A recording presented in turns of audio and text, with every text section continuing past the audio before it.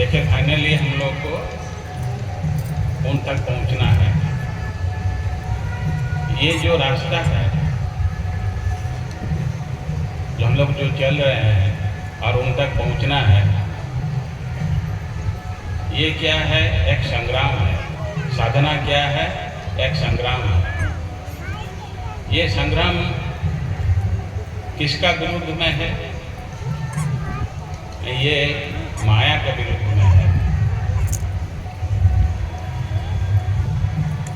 माया क्या करती है कि जो हम लोग ये सजा हुआ दुनिया देख रहे हैं, संसार देख रहे हैं, इसको क्या करता है? माया हम लोग को इसी को ऐसा प्रतीत करता है हम लोग के सामने कि ये सब सच है और इसी को हम लोग पकड़ के रहते हैं और उसी से हम लोग सुख का आशा करते हैं, लेकिन मिलता तो नहीं है कुछ। तो इसी का अगेंस्ट में संग्राम है कि आपको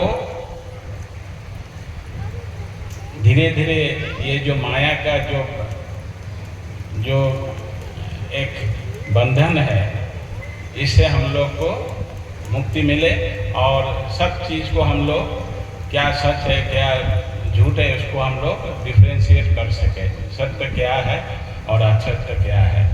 तो जैसे जैसे संग्राम में हम लोग आगे बढ़ते हैं, पहले तो क्या होता है जब संग्राम हम लोग शुरू करते हैं तो सब में मैं ही दिखाई देता हूँ।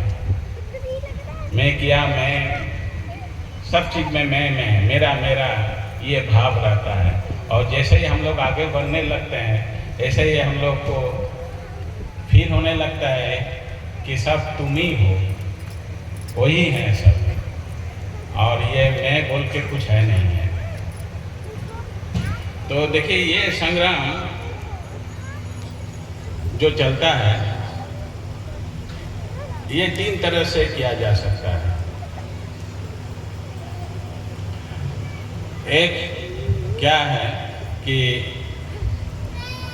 आप यदि कोई अंधकार में घना जंगल में आप जा रहे हैं, कहीं आपका कहीं जाना है आपको, लेकिन अंधकार है, तो आप कैसे करके पथ चलिएगा ना? दूर में यदि आपको एक लाइट दिखाई दे रहा है तब उस लाइट को आप एम कीजिएगा कि उस तक हमको पहुंचना है और उसी को एम करके आप धीरे धीरे आगे बढ़िएगा।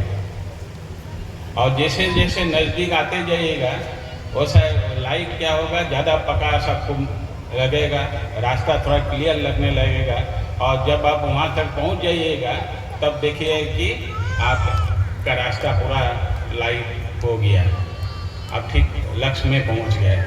तो यहाँ क्या हुआ कि आप लक्ष्य को मार्क कर लिए पहले ही और आपका पथ चलना शुरू हुआ। तो इस पथ को बोला जाता है मध्यमाचार।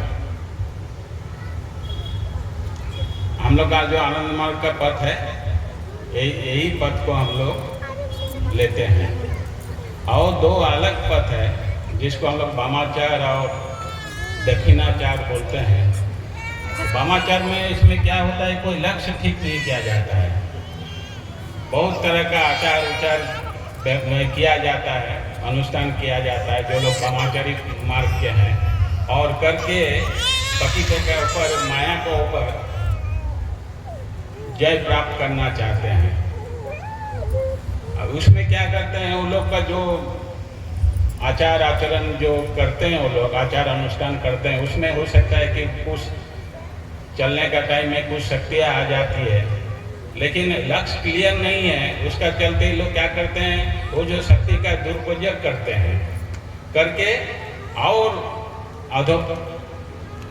अधोपथ में चले जाते हैं, अधोगति हो जाता है, खो जाते हैं। तो जहाँ शुरू किए थे उससे भी नीचे उतर जाते हैं।